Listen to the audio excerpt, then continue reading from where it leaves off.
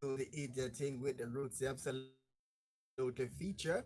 And it's 96 year band live here for the first time with our lecture update on WDT Media TV. And remember, later on, shortly from now, we're giving you an exclusive uh, updates, vote count as they come in. But right now, we're going to take you back to the election in Jamaica from 1994, sorry, from 1944 until 2016 to give Jamaicans in diaspora, for those who might just not can't recall at the moment, the history how Jamaicans voted from 1994 up until 2016.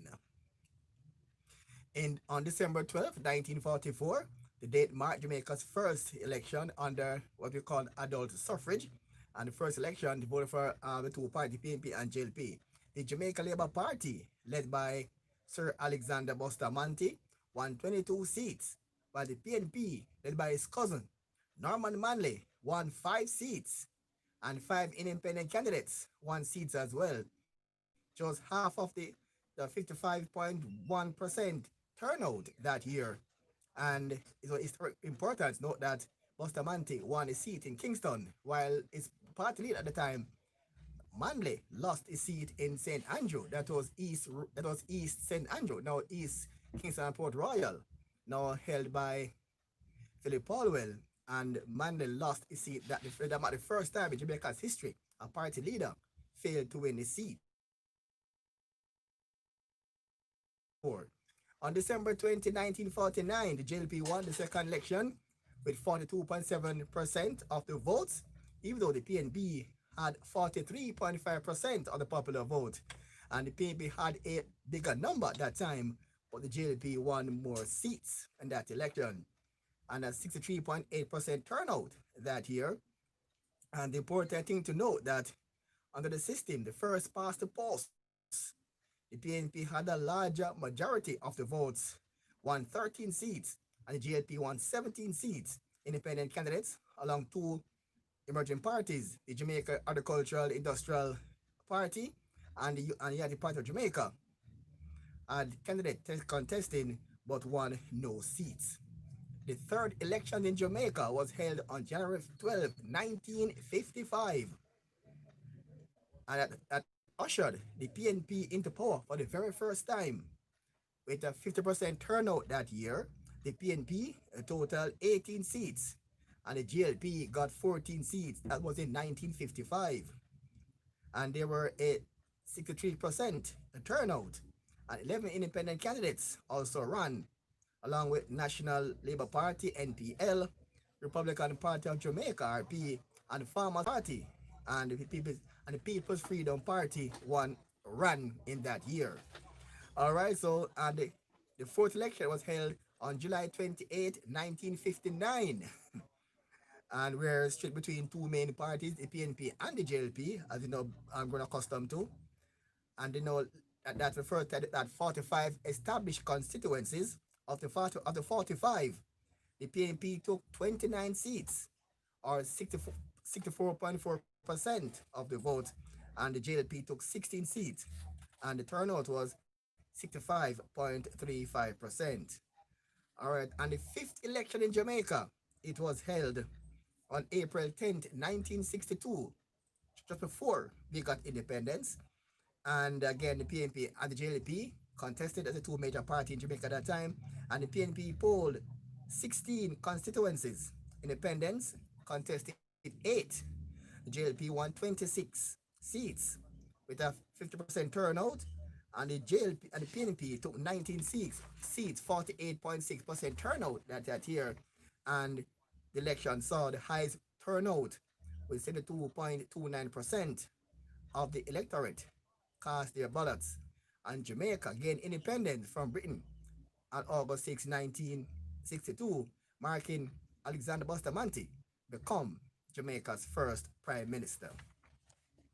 All right, so the, the election was held in February 21st, 1967, and that election saw constituencies increase from 45 to 53, and the JLP won 33 seats with a 62.23% of the votes, while the PNP took 18 seats that year.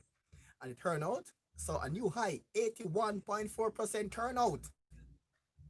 That election, a new high 81.46% turnout that year. And the results saw JLP, saw Donald Sangster became Jamaica's second prime minister. Unfortunately, he fell ill in March and he died in April, making him the shortest serving prime minister in Jamaica's history. And the US Shearer succeeded him as Jamaica's third prime minister. In 1969, the PNP chose Michael Manley, the son of Norman Manley, as the new leader of the party. Elections in 1972 elections was held on February 9th, 1972. The seventh elections in Jamaica saw the PNP return to power winning 37 seats, and JLP took 16 seats. And the electorate and Michael Manley became the nation's fourth prime minister back in 1972. Elections again in 1976 elections held on December 15th, 1976. The eighth elections in Jamaica, which saw the PNP took 47 seats and the JLP won 13 of those seats. And the turnout was 80.5% in that year. And Jamaica cast their ballots, and Michael Manley was returned as Prime Minister back in 1976. All right, and interestingly, the fact about the particular election that took place that year, declared by then Governor General Sir Florence Glasspool, advice of Prime Minister Michael Manley, June 19 and scheduled end on July 26, 30 days. However, it was a place until February 28 the following year, and a total of 255 days, 8 months and 10 days. All right, and they saw election, and then there was October 1980 was the other elections, and the JLP swept into power that year, taking 51 seats, and the PNP won 9 landslide that year for Jamaica Labour Party, and that year marked the highest turnout in Jamaica's history, 86.1% voter turnout, and Edward Seaga was chosen, and he became the country's fifth prime minister. The election was going down as the bloodiest in Jamaica's history, where gang violence erupted throughout Jamaica running up to that elections, and the police reported that 700 murders and 2 bloody incidents took place in April.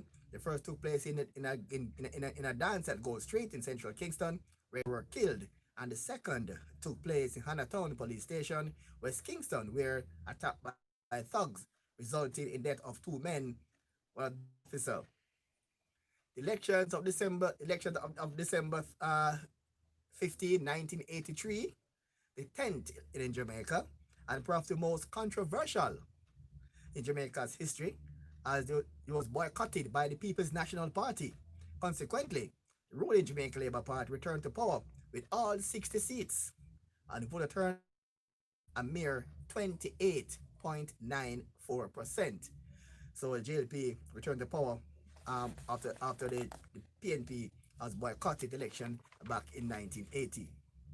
The next election was contested in 1989, that's 11th in Jamaica.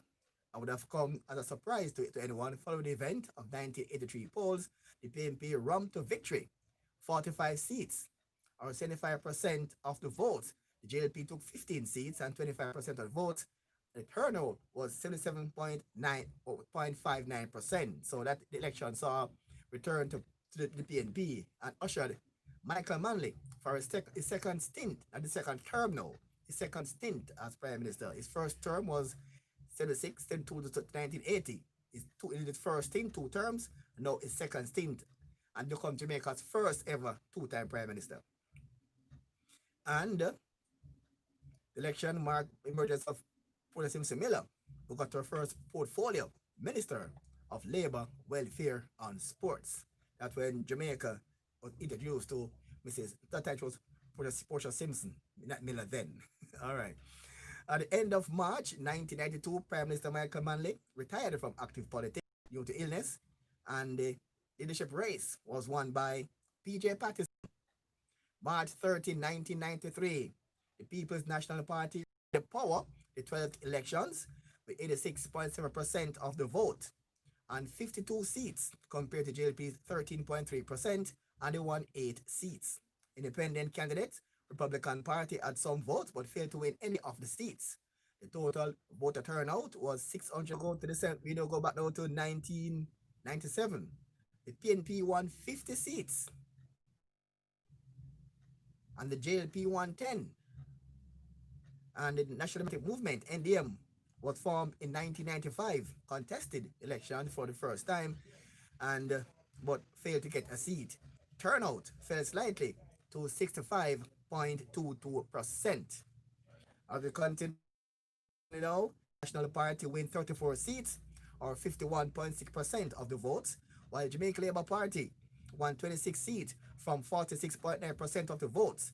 The NDM and a few independents also contested elections and achieved 4,057 votes altogether. The turnout that year was down to 59.06%, and the electorate voted the most honorable P.J. Patterson return as Prime Minister for an historic third term. And the PNP won 1 week in favor of JLP, in favor of the PNP, and the campaign intense over 6 months.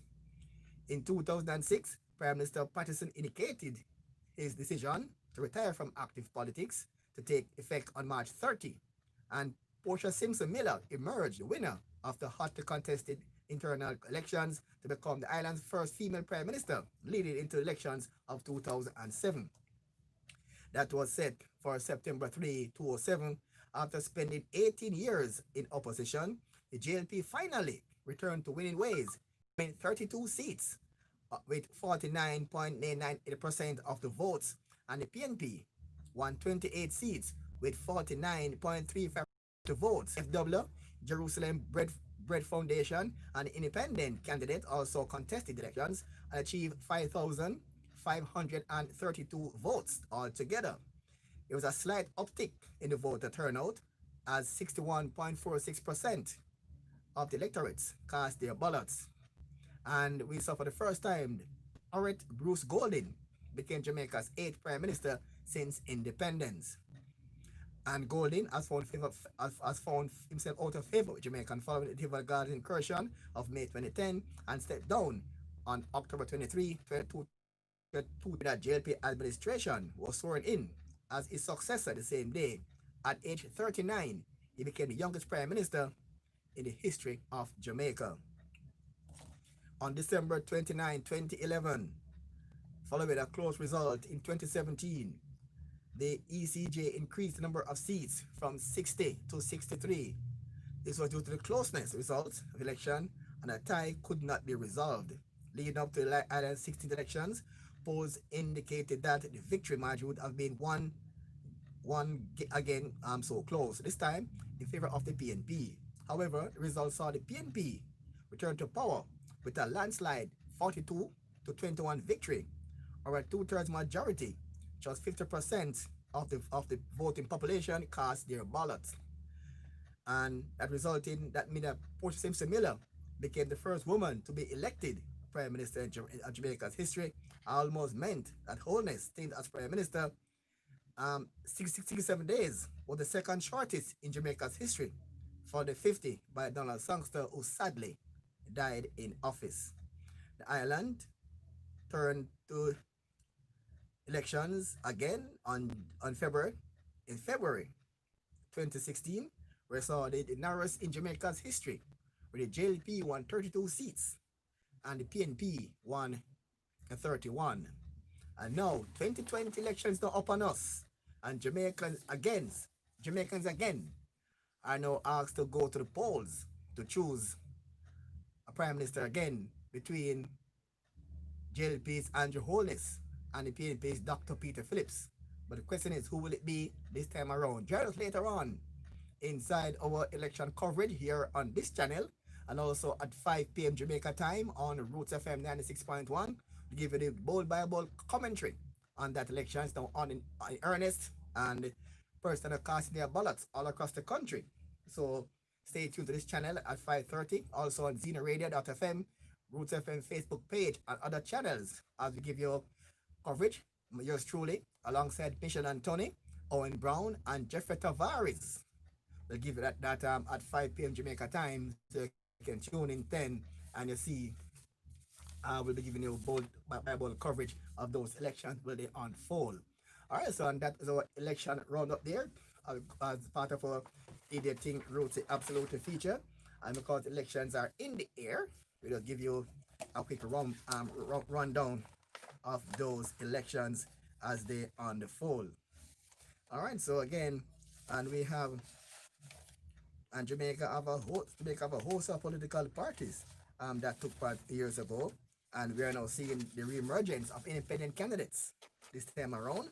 But the question is, we're not seeing much independent winning seats in Jamaica as they had won in the past. Because we're seeing some parties that what ran some years ago, like the Agricultural Industrial Party (AIP) and the United Party of Jamaica (UPJ), and these parties run 1940s. But we're not seeing these parties anymore. A party came to the fore this year, the Jamaica Progressive Party, but for some strange reason, they decided not to run this year again after a bold promise they made to pay Jamaica's debt in their first 90 days in office. Oh, and then we had a party, one called the Farmers Party, that ran elections in 1955. And we also had the People's Freedom Movement. And these were parties in Jamaica that contested elections, but for some strange reason, this party are no longer around here in Jamaica. But as I said to you, and join us again later on this evening, 5 p.m. Jamaica time, yours truly, alongside Mission and Tony. Yes, and Jeffrey Tavares and veteran broadcaster Owen Brown, OB, will be in later on. And we'll also be streaming live here on this channel. Also, Root FM 96.1 radio. I mean, with our entire diaspora can log on to us. Make us be your choice for Jamaica the best Jamaica's election coverage. And we start our broadcast at 5 p.m. Use the COVID-19. We avoid the streets. Use the code. We want to be safe to give you the best commentary, the best coverage. So we try to be safe. We are indoors now. We do is to be spend less time on the street due to the COVID-19 rampant in the country. We're avoiding the street at this time. So want to be safe to give a commentary both before, during, and after election. So we're trying our best to be in good health so we can provide you with the best coverage of things happening in Jamaica. So again, that's why we don't do as much on the outside as in former years. But this time around, as we just give you a while ago, a breakdown of elections from 1944 up until 2016. And for those who may not understand Jamaican election, let's give you again. So Jamaicans are asked to vote for a prime minister. For those who keep on misunderstanding this Jamaican context, Jamaicans vote for a member of parliament. All right, so Jamaicans vote for members of parliament, and the party that won most seats will be asked to form the government. And the party that won the most seats will now go to the Governor General and said, this is the person who best commands the respect of most of the members of the party.